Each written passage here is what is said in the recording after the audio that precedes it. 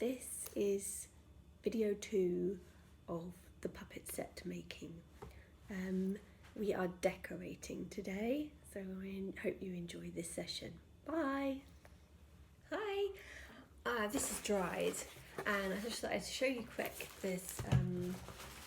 the different things that you could do. So I got in a real mess and I've got everything out. I found different fabrics and different stuff. First, I'm going to paint the front as a flat colour so that I can see it a bit better because it's a bit jangly. If you've paper mache it and you like it just like paper mache, or if you, it doesn't matter how it turns out, it doesn't matter what it looks like, it doesn't matter if you glue loads of jewels all over it, or if you, I don't know, glue fabric on it, it doesn't matter. But I'm going to paint mine because I've got these acrylic paints and they stick on nicely and they don't rub off. It really doesn't matter how it turns out or what it looks like. I'm just showing you what I'm doing. And then I've got loads of fabrics out, and there's holes in everywhere. There's the hole to put your hand in if it's or string puppets in. There's a hole at the back to put your hand in to do puppet shows through there, and side puppets in case you've got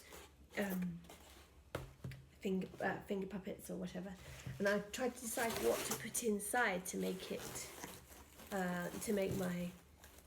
what I would like, but I don't want it shiny and gold. I want it dark. I found some fabric which is good and dark but a bit shimmery. And if you don't have fabrics, what could you use? Maybe an old tea towel, or I have t-shirts that we can't give away, they're horrible and old. You can use that. And then you need to be covering all those holes that around the sides. I'm going to put 3 curtains at the back so that I can get my hands in, or the puppets in, without the back being too light. So I've chosen a really dark colour. But I found also some fake pearl things because I like a bit of glamour. I'm going to perhaps sew pearls onto the back to make it a little bit shiny. And so then I've got this glue gun and I use that to stick, it's even got a face, look. I glue that in, but that's an easy way of doing it. If you don't have a glue gun, just use normal glue and peg it on so that it sticks. Or you could use a kebab stick. Got the kebab stick. You could use a kebab stick, maybe this sort of stick, or a twig you find in the garden. And you'll have to make 2 holes through to make a curtain rail, and then you would be able to put your curtain on the back for sewing it if you really don't have any. Like if you can't stick it with glue. So to sew it on, you could put it over your stick, sew it along, and then you'll have an amazing backdrop on a curtain. You can do that with the front curtain as well. Poke it through the sides there, the kebab stick, and then you'll have a curtain rail in the middle. Oh well, I won't stick it through now. Or if you want a curtain in the front as well as the backdrop one, you could have like 2 curtains. You could have a curtain that you can pull up and turn over the side, or you could have it on your rail that opens and shuts properly. But I think I might stick a front curtain just for a little bit, and I just might stick it on there, and then when you want to do your, sometimes you can have your puppets coming out the front of the show, but sometimes, well, you see, you never know, you might want to go all really pizzazzy and get where if I put it here in the mess. They repainted a backdrop on a back screen. I think they're called flats. You could draw a flat, you could draw like a city in the background, or wherever you're going in your show, slot it in the back. There, and then you've got another scene. You can change the scenes, and you can change the scenes. You can put the curtain down at the front.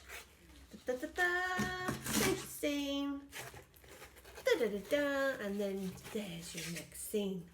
So first of all, I'm going to paint the front and let it dry, and then and glue gun this stuff in the back, and then we'll do I'll do a time lapse of painting this in the front. I don't want it to be too fancy because I don't want it to take away from the actual puppet show. And me and the kids have been thinking about wonderful ideas we're going to have. Maybe we'll find out later. So a bit of base colour of this this front here, but I do want to paint it like a real wood, a bit like a real wood. And then this thing in the back here, this little bit of cardboard, we're going to paint different scenes on. We don't know what scenes yet, but maybe a city or whatever. And that can slot in the back, or we could just have it with its lovely little pearls in the background. I did just stick in the 3 curtains in the back so that then we can put our hands in without it being all empty at the back and do the puppets there. So that I'll paint it, and then that's what you're concentrating on this time, is like decorating your set and maybe making some backdrops. But you have to think of the story first. We were thinking of Bertrand the ballerina, the ballet dancer, who is really into gardening, and he grows a beanstalk, and the beanstalk grows and grows and grows, and he has to go dancing along the beanstalk to find the bean.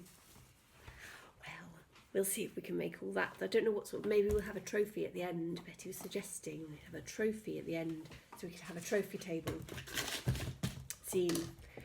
All sorts of things we could do.